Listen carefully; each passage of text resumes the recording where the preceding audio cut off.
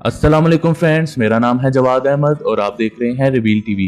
Friends, आप ये जानकर खुशी महसूस करेंगे कि कोरोना के मरीजों में मौत के इम्कानात अब सारी दुनिया में पहले के मुकाबले में बहुत कम हो गए हैं। इसकी सबसे बड़ी वजह डॉक्टर्स और साइंसदानों की कोरोना के बारे में मालूमात में इजाफा है। मैं यहाँ 5 निहायत ही अहम पॉइंट का जिक्र करने जा रहा हूँ। नंबर 1, पहले ख्याल किया जाता था कि कोरोना में मौत की वजह निमोनिया है और हम मरीज को जल्द वेंटिलेटर पर सांस ना लेने की वजह से डाल देते थे। लेकिन अब हमें मालूम हुआ कि कोरोना का वायरस फेफड़ों और जिस्म के दूसरे पार्ट्स में खून की नालियों में खून जमा देता है, जिसकी वजह से ऑक्सीजन में कमी हो जाती है। इस इल्म की वजह से हम मरीज को वक्त पर खून पतला करने वाली दवाएं देकर खून जमाने के अमल को रोक सकते हैं। चुनाचे इस वक्त खून पतला करने की दवाएं देना हमारे इलाज का अहम जुज है। नंबर 2, अगर किसी और वजह से हमारी ऑक्सीजन सैचुरेशन 90% से नीचे आ जाए तो हमारा सांस उखड़ने लगता है, लेकिन कोरोना के मरीज में ऑक्सीजन सैचुरेशन आहिस्ता आहिस्ता नीचे आती है और मरीज को पता नहीं लगता।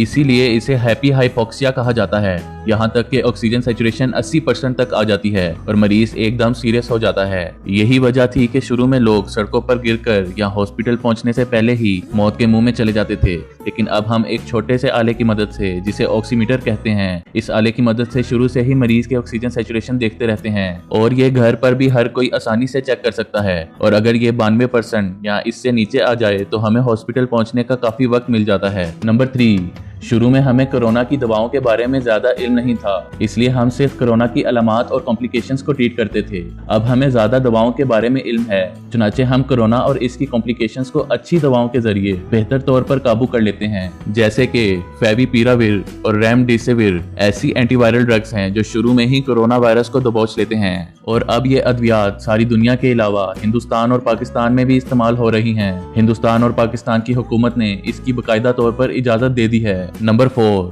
कोरोना के ज्यादातर मरीज वायरस से नहीं मरते, बल्कि इनकी मौत जिस्म के इम्यून सिस्टम के गजबनाक होने की वजह से होती है, जिसे साइटोकाइन स्टॉर्म कहते हैं, जो न सिर्फ वायरस को तबाह कर देता है बल्कि इंसानी मौत का सबब भी बनता है। अब इस इल्म के बाद हम स्टेरॉइड्स और ल्यूकोट्रिएन 6 इनहिबिटर्स की मदद से इस गजबनाक इम्यून रिस्पॉन्स को काबू करने में कामयाब हो जाते हैं। नंबर 5, अब हमें ये इल्म है कि कोरोना के मरीज को पेट के बल लिटाने से, जिसे प्रोन पोजीशन कहते हैं, हाइपोक्सिया में बेहतरी आती है, क्योंकि इस पोजीशन में फेफड़ों की कैपेसिटी ज्यादा हो जाती है। शुरू में ऑक्सीजन थेरेपी और वेंटिलेशन को समझने वाले सिर्फ एनेस्थीसिया, पल्मोनोलॉजी और आईसीयू के डॉक्टर्स थे, जो तादाद में बहुत कम थे। अब इन चीजों की समझ का दायरा कार बढ़ गया है और मेडिकल फील्ड में तजर्बा रखने वाले ज्यादा अफराद मौजूद हैं। नंबर 6, शुरू में तो हमें खून की नालियों में क्लोट्स के बारे में इल्म ही नहीं था। इल्म होने पर हम डिस्प्रिन या हेपरिन जैसी दवाएं क्लोट्स को रोकने के लिए देते थे, लेकिन हाल ही में साइंसदानों ने ये बात मालूम की है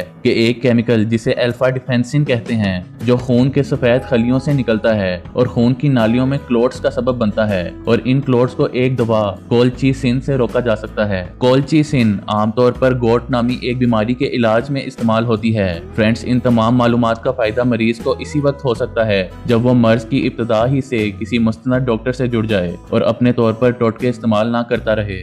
उम्मीद है आपको हमारी वीडियो पसंद आई होगी। लाइक, कमेंट एंड सब्सक्राइब करना मत भूलिएगा। मिलते हैं नेक्स्ट वीडियो में, तब तक के लिए अल्लाह हाफिज।